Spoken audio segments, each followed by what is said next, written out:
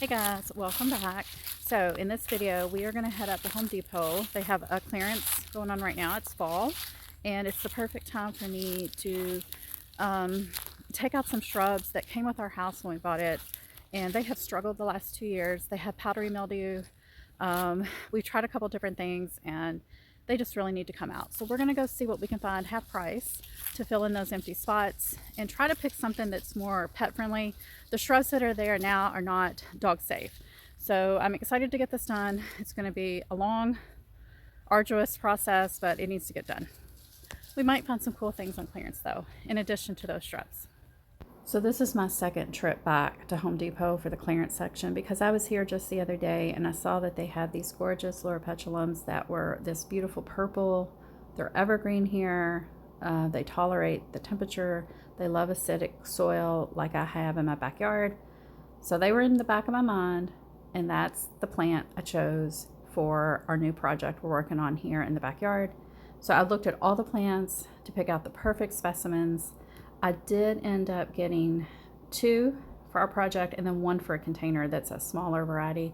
Now, when I was checking out, there was a lizard in one of the plants. I didn't want him to get loose in my van and then end up hidden somewhere I couldn't find him. And then the next day it got hot and he burned up in my van.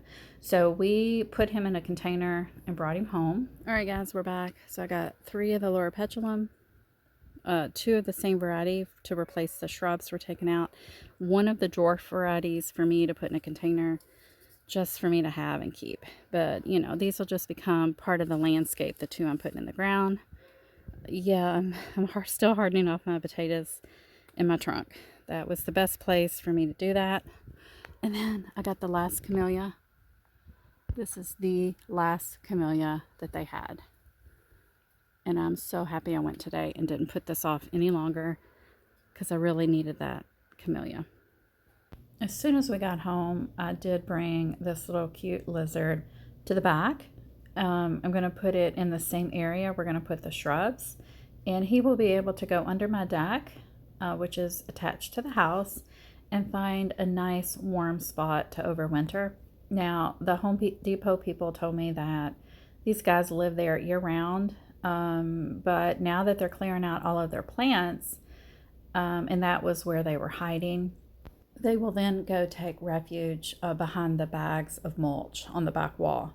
So I thought, well, I could probably give him a good home too. A few moments later. It's actually several weeks later at this point. So hopefully that lizard had time to go find himself a nice warm spot under the deck near the house.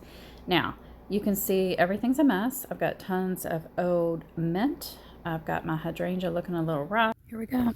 Starting point. Going to remove all the columbine. These shrubs, they're huge at this point. Probably, I don't know, 10 feet tall. There's a bird nest up there. Hydrangea will stay. These 2 shrubs, also very tall, will go. Those are the ones that have the powdery mildew. As you can see there, all of the mint will come out. If you've ever tried to remove mint, you know it is a job, like a super strong. These roots are really strong for some of these mint varieties, especially lemon balm, which I had just a prolific amount of lemon balm here.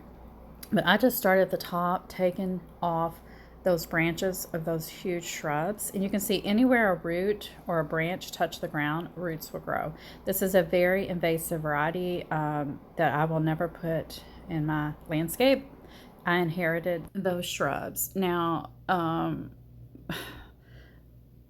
the fringe flower that I'm putting in, it is not native, but it is not on the invasive list as some of the other plants that are not indigenous to the United States. So I felt okay putting the beautiful Loropetalum or fringe flower in, and look at all of these beautiful coral bells that I got on clearance as well. So we're going to use those in front of the hydrangea.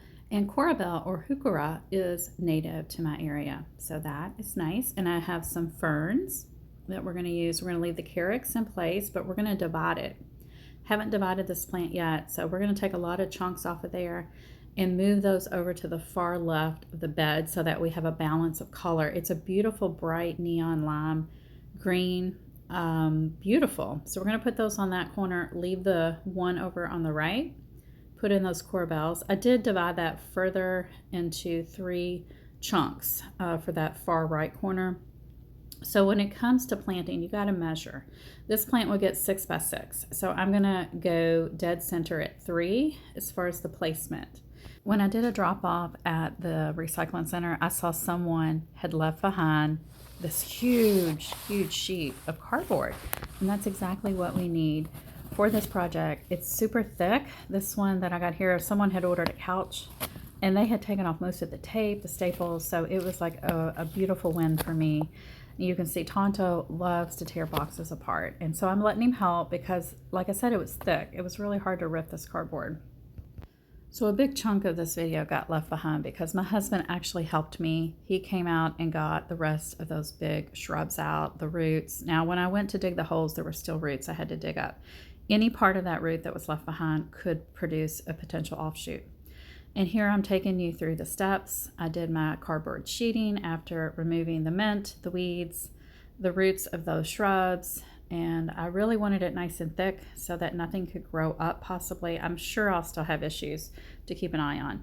But you can just see I'm just kind of surrounding, wetting the cardboard, and then putting down, I'm using the cypress mulch, switching over to that as I redo garden beds, because it does deter pests, and I kind of like that it doesn't stink like the black mulch I used to buy to do my landscaping. But now I'm showing you the final product. There is a fern there on the upper right corner. You can't see it though because it's died back for winter. It'll come back in the late spring. The carex looking gorgeous. I am going to put some lettuce babies right there in that hanging basket. And then I've got a mix of the carex and the red corbels in front of the hydrangea.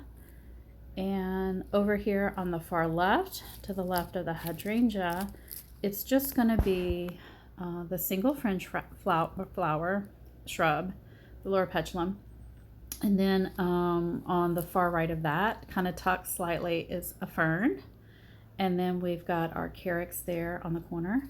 And so in front of the hydrangea, I've left a little space there for possibly some pansies or violas, or just some kind of annual. And I was showing you the placement there where the fern is. It'll get about 4 feet tall, 2 to 3 feet wide. And I've got a little pathway now up to the deck, but I think it looks great. So what do you think? I think I'm going to be happy with this. And here I'm showing you kind of where everything's going to be.